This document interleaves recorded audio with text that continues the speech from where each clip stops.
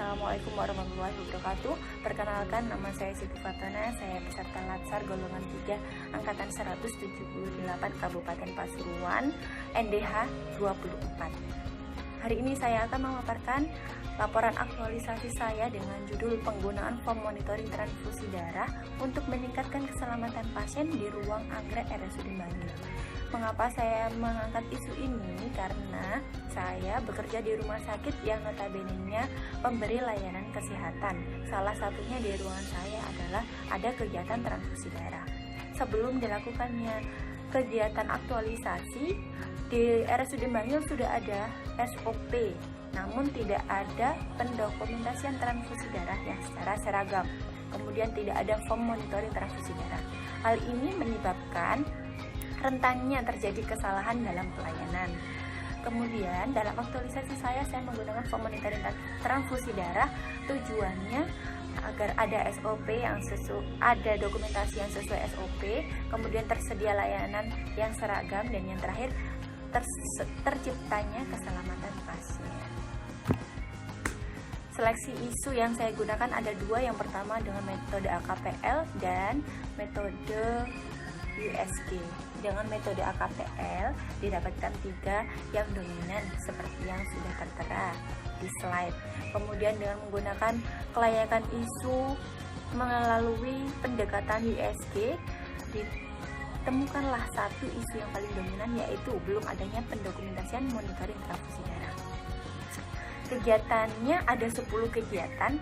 Kegiatan pertama dilakukan pada tanggal 8 Februari 2020 di BKPPD Kabupaten Pasuruan, yaitu konsultasi isu dan judul dengan mentor. Outputnya yaitu memiliki persepsi yang sama dengan mentor. Kemudian judul saya di-ACC oleh mentor dan mendapatkan saran dan masukan.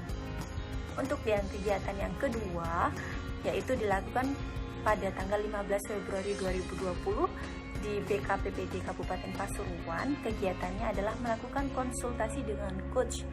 Output dari kegiatan ini saya mendapatkan arahan dan masukan untuk perbaikan rancangan aktualisasi saya, kemudian mendapatkan persetujuan dari coach. Untuk kegiatan yang ketiga dilakukan 18 Februari 2020 di ruang anggrek RSUD Bangil. Kegiatannya berupa koordinasi dengan rekan sejawat. Output dari kegiatan ini saya mendapatkan saran dan masukan untuk kegiatan selanjutnya. Kegiatan yang keempat yaitu dilakukan pada tanggal 18 dan 19 Februari 2020 di ruang rekam medis RSUD Bangil, manajemen lantai 2 dan ruang anggrek RSUD Bangil. Kegiatannya berupa pengumpulan literatur dan sumber informasi untuk pembuatan form monitoring. Outputnya terkumpulnya sumber yang dapat digunakan sebagai bahan pembuatan form dan media untuk sosialisasi. Kegiatan selanjutnya yaitu kegiatan kelima dilakukan pada tanggal 18 Februari 2020 di ruang kemoterapi dan ruang HCU teratai. Kegiatannya berupa melakukan koordinasi dengan Pokja pelayanan asuhan pasien atau biasanya kami singkat PAP. Outputnya yaitu mendapatkan masukan, saran, dan perbaikan, kemudian mendapatkan persetujuan untuk memulai sosialisasi penggunaan form monitoring transfusi darah. Kegiatan yang keenam dilakukan pada tanggal 21 Februari 2020 di ruang anggrek RSUD Bangil. Kegiatannya berupa sosialisasi penggunaan form monitoring transfusi darah pada perawat yang bertugas di ruangan. Output dari kegiatan ini yaitu terlaksananya sosialisasi penggunaan form monitoring transfusi darah, dan materi dan tujuan sosialisasinya tersampaikan, serta perawat paham tentang perannya dalam monitoring transfusi darah. Dalam kegiatan ini saya membuat 2 poster.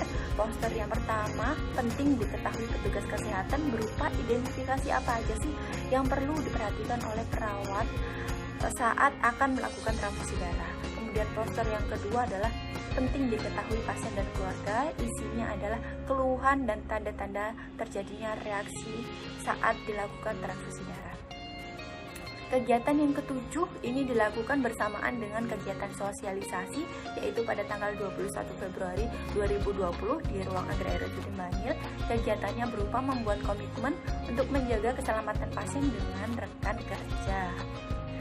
Jadi pada kegiatan komitmen ini adalah penandatanganan lembar komitmen oleh perawat-perawat di ruang anggar RSUD Bangil. Setelah ditandatangani, saya kasih foto mereka, saya tempel di majalah dinding yang saya buat dan saya letakkan di koridor ruangan. Harapannya saat perawat melakukan tindakan dan melewati koridor ruangan dan melihat majalah dinding tersebut, mereka ingat akan komitmen mereka untuk menjaga keselamatan pasien, salah satunya dengan pendokumentasian yang tepat dan akurat saat transfusi darah, sehingga keselamatan pasien menjadi meningkat. Selain penandatanganan komitmen, saya juga membuat PIN keselamatan pasien yang saya berikan kepada perawat. PIN-nya bertuliskan yaitu keselamatan pasien RSUD Bangil berawal dari saya.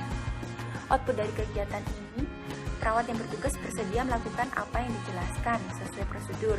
Kemudian perawat bersedia penuh menjaga keselamatan pasien dengan cara mengimplementasikan form transfusi darah.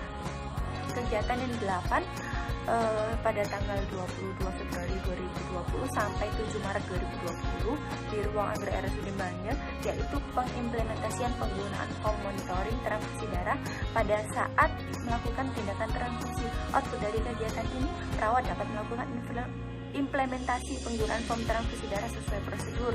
Kemudian mutu pelayanan meningkat dengan menjaga keselamatan pasien. Kegiatan yang ke-9 dilakukan pada 21 Februari 2020 di ruang Agraria RSUD Bangil, yaitu melakukan monitoring dan evaluasi pelaksanaan aktualisasi. Nah, evaluasi pelaksanaan aktualisasi ini saya gabungkan dengan rapat 3 bulanan per 3 bulan ruang anggrek yang dihadiri juga oleh Kabid Keperawatan. Output dari kegiatan ini melakukan monitoring form transfusi darah. Form monitoring terisi dengan lengkap dan tepat sesuai prosedur. Kemudian komitmen tertandatangani dan tertempel di majalah dinding. PIN keselamatan dipakai oleh petugas, dapat menentukan hasil capaian kegiatan, serta yang terakhir dapat menganalisis dampak dari kegiatan aktualisasi. Kegiatan yang terakhir, kegiatan 10, yaitu dilakukan pada tanggal 13 Maret 2020 di ruang akreditasi RSUD Bangil.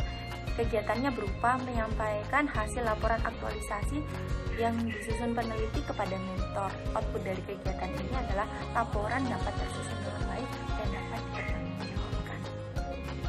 Dari kegiatan aktualisasi yang sudah saya lakukan, saya mendapatkan 3 kesimpulan. Yang pertama, adanya peningkatan pertanggungjawaban perawat terhadap pasien kelolaannya. Yang kedua, perawat mendapatkan manfaat berupa pendokumentasian yang lengkap, mudah dipahami, dan memungkinkan adanya deteksi dini jika ada reaksi proses transfusi. Yang terakhir, pasien mendapatkan manfaat berupa rasa aman, keselamatan, dan kebersihan. Saran untuk aktualisasi ini, penulis perlu menambahkan kolom jam yang lebih rinci pada form monitoring transfusi darah sehingga pengisian akan lebih mudah dan tepat. Kemudian, penulis diharapkan mampu memaksimalkan penggunaan form transfusi darah tidak hanya pada lembar checklist pre-transfusi dan monitoring, tapi perlu ditambahkan lembar untuk memonitoring jika terjadi reaksi transfusi agar pelaksanaannya lebih maksimal. Kemudian yang terakhir, komitmen diri. Sebagai aparatur sipil negara, saya berkomitmen untuk menjalankan tugas sesuai prosedur dan berusaha meningkatkan pengetahuan serta keterampilan sesuai bidang ilmu saya. Sekian yang dapat saya sampaikan. Terima kasih. Wassalamualaikum warahmatullahi wabarakatuh.